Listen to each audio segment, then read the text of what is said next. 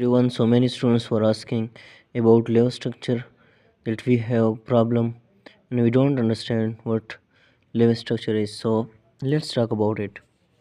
Layer structure. Layer structure is actually graphical representation of the valence electrons of an atom or molecule. किसी भी atom में और molecule में जो valence electron होते हैं, आखिरी इलेक्ट्रॉन, उनको ग्राफिकली रिप्रेजेंट करना, ग्राफ के ज़रिए शो करना, इसको हम कहते हैं लेवेल स्ट्रक्चर। अच्छा, ये करता क्या है? What it does? Simple way of how electrons are arrange in a molecule.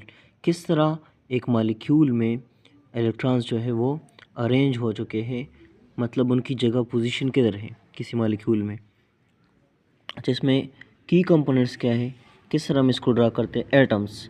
Atoms जो किसी भी मॉलिक्यूल में जो एटम होता है उसको हम रिप्रेजेंट करते हैं bye there chemical symbols. For example carbon है तो सी जो है वो कार्बन का सिंबल है, ओ ऑक्सीजन का सिंबल है, एच हाइड्रोजन का सिंबल है।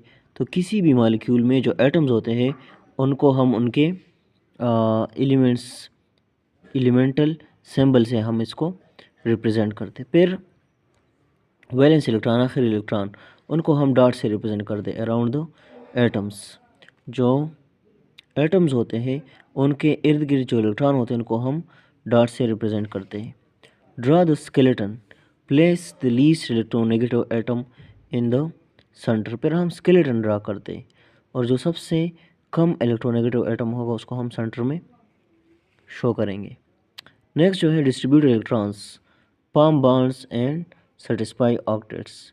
जो इलेक्ट्रॉन है उनको हमने डिस्ट्रीब्यूट करना है इस तरीके से ताकि हर जो एटम है किसी भी मॉलिक्यूल में उसके ऑक्टेट 8 इलेक्ट्रॉन पूरे हो जाए। अब एग्जांपल के तौर पर हम इसको डिस्कस भी करेंगे, एग्जांपल भी मैं शो कर रहा हूँ आपको।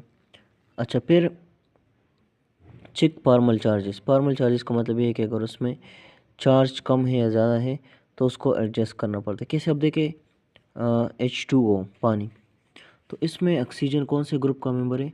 ऑक्सीजन है हमारे पास 6 ग्रुप का member, this is in group 6। अब इसके आखिरी शेल में कितने इलेक्ट्रॉन होंगे? 6 इलेक्ट्रॉन ही होंगे, 6 इलेक्ट्रॉन्स होंगे हमारे पास। तो अब इसके साथ 6 इलेक्ट्रॉन हैं, 2 इलेक्ट्रॉन ये हो गए, 2 इलेक्ट्रॉन ये हो गए, तो 4 हो गए। और 2 इलेक्ट्रॉन इसने इस्तेमाल किए हैं, एक इलेक्ट्रॉन हाइड्रोजन के साथ बॉन्ड बनाने में और इस हाइड्रोजन के साथ बॉन्ड बनाने में। तो इसके टोटल इलेक्ट्रॉन कितने हो गए? अभी इसके आखिरी शेल में 1 2 3 4 5 6 एंड 7 एंड 8, क्योंकि